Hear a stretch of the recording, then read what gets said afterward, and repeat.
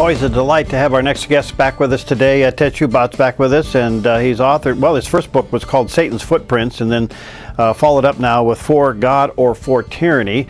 And let me encourage you to check it out online at Amazon or Barnes & Noble, and you may even check it out to see if it's available at Evangel. Ted, nice to have you back. How you doing, my friend?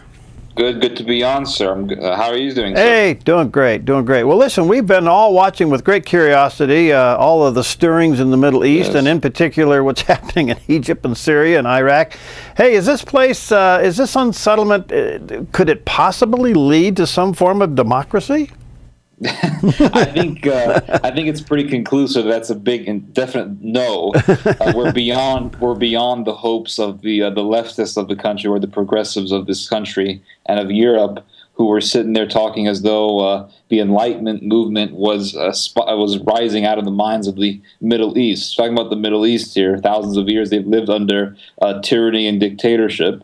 So there's no possible hopes that they're just all of a sudden going to change today. If you look at the Middle East, it's only getting worse, even after they have gotten rid of Mohammed Morsi in the so-called coup that happened a number of months ago. Because if you think about it... Uh-oh. Okay, let me, we got a little bit of a Skype issue there. We'll get it straightened out here in just a moment. Let me again just encourage you to check out his book. It's called For God or For Tyranny. By the way, he is the son of Wallace Shoebat, who we've had on before as well. And Wallace got an interesting testimony. He's a former PLO terrorist.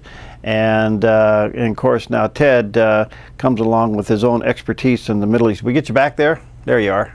What happened? I'm sorry about that. No problem. But we should be good now. Okay. But what I was saying was that the Middle East is not getting any better, even after the fact that they got rid of Mohammed Morsi. You have to understand that getting rid of Mohammed Morsi simply enraged, very much so, the Islamists, the Salafists, and the members of the Muslim Brotherhood. So what you have now is you have this huge divide, the ousting out of Morsi, kicking out the coup against Morsi, that simply made the divide between the secularists and the Islamists much more conspicuous, more obvious.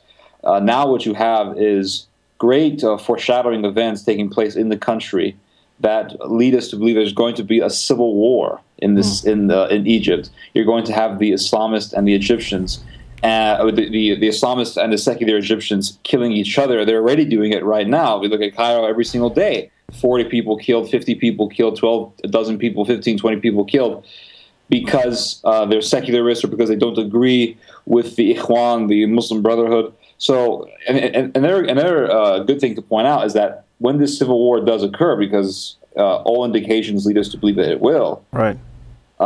It's going to be much worse in Syria, because we've been looking at footage from Syria and thinking, man, this is really bad. They call it bloody and violent. Cannibalism and rape and killing and human sacrifices has been occurring in Syria.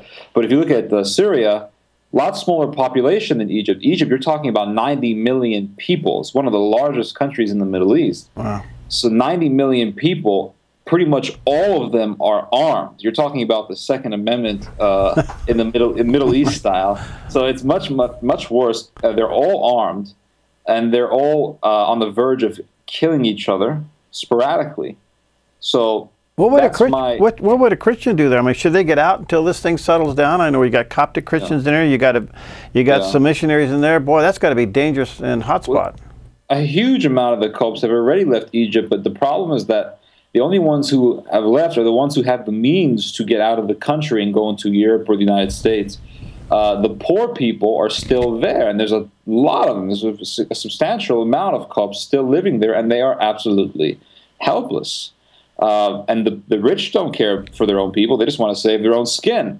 And here's the thing also is, I remember not so long ago, a few months ago, and also last year, I talked about human sacrifice and cannibalism in the Muslim world. And after the fact that after the Muslim Brotherhood took over Egypt, the greatest of all Islamic universities, Al-Azhar University, decreed that it is okay for a Muslim to kill an enemy of Allah and eat his flesh, just as long as it's not cooked. Wow. And they said that the university, the same university, put this in the high school curriculum.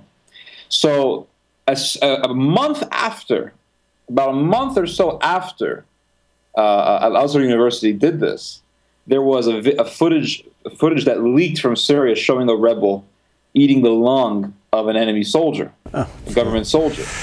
Now I remember I was one of the first to post this video out there, and anyone can find it. It's online. And I remember saying, you're going to see more of this. So just a few months ago, I reported that a gang of Syrian rebels, all members of the Free Syrian Army, came into a Christian village, the population of which was about 70 or 80 people. I mean, it's a very small village. But there was a good amount of Christians living there. And they said that whoever does not convert to Islam may live as long as they pay the jizya tax, or the tax that is placed upon non-Muslims. If they refuse to pay the jizya tax, then they will be ritually human sacrificed. And I posted this, that's all the evidence is there. So they're saying now that, and I don't know if anyone watching or you guys saw the video of what happened to Father Francois Morad, who was a Franciscan monk, priest who lived in Syria. He was beheaded by the Free Syrian Army. To the Muslims, to the fundamentalist Muslims who killed this man, this technically was a human sacrifice, because in Islam they believe that if you slay the blood, spill the blood of a Christian, it propitiates or it pleases Allah technically as a human sacrifice. Because unlike Christians, they don't believe in the sacrifice of Jesus. So once you reject the sacrifice of Jesus, then you begin to do other sacrifices. Right. Because you are under that demonic influence, you will begin to take away human life. Because as the proverb says, all those who hate God love death. Yeah. Ted, let me fast forward this a little bit. Can you, from your perspective, background, interest, and study, tell us what our current foreign policy is with the United States as it relates to the Middle East? It's very. I think we all have an idea. It's very corrupt, for one thing, and we all know that from the Benghazi scandal, of course, but also from the fact that what took place. I think I talked about this in a former interview. What took place in Sudan, when you had the Muslim Brotherhood Party being rebelled against, you had an attempted revolution by people in North Sudan against Omar al-Bashir. And Obama visited the president of South Sudan, Salva Kiir, and said very angrily, this was reported by the Council of Foreign Relations, this is not some conspiracy theory, but Obama had a meeting with Salva Kiir, the president of South Sudan, and very angrily told him to stop funding this revolution. This was going on as Obama was helping the revolution in Syria and in Egypt, and he still is supporting the revolution in Syria.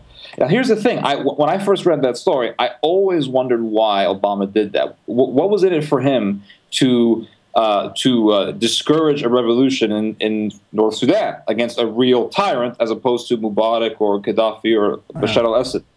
And I didn't know until a number of months ago. We found out. My dad found out by translating certain documents on the internet, that Obama's brother, Malik Obama, is heavily involved with Dawah Islamic Organization, which is an organization that aspires to destroy all Christianization in Africa.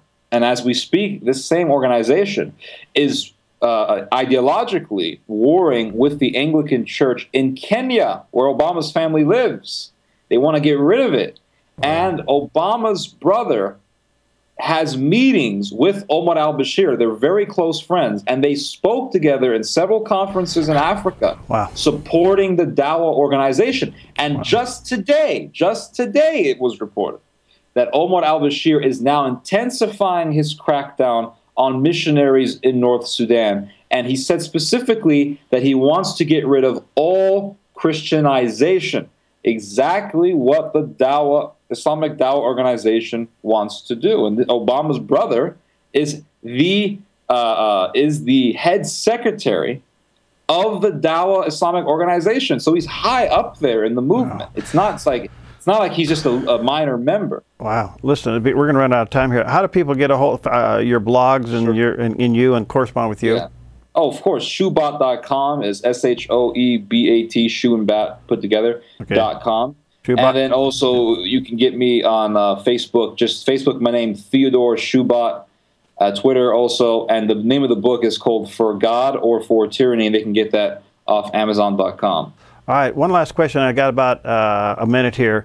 You wrote an interesting article. I miss Saddam. I started reading that article and I realized, you know what? It's a two-edged sword. Yeah. Oh, absolutely. You know? Yeah, Saddam was the perfect leader for that country. Iraq is the Wild West. It's a crazy place. Yeah. And you need a crazy leader to rule that country. So a government is a reflection of the people, the nature of the people. So Saddam was an adequate leader for that nation. As brutal as you think he is, Saddam would be a terrible leader for the United States because we're not fit for a leader like that. Yeah. But the Iraqi people are, as simple as that. It's just not something we have to accept when we're studying the other parts of the world. And so when you look at Iraq now that you got rid of them, it's much worse. You have mob rule. Yeah. Because you have all of these jihadists. That's an interesting twist to that. Hey, Ted, thanks. Let's stay in touch, have you back. And again, it's called For God or For Tyranny. Check it out at Amazon or online at Amazon or Barnes & Noble. Thanks, my friend. Best to you, and say hi to your dad, okay? I will, sir. God bless you. Bye-bye. God bless you. We'll see you next time on Focus Today.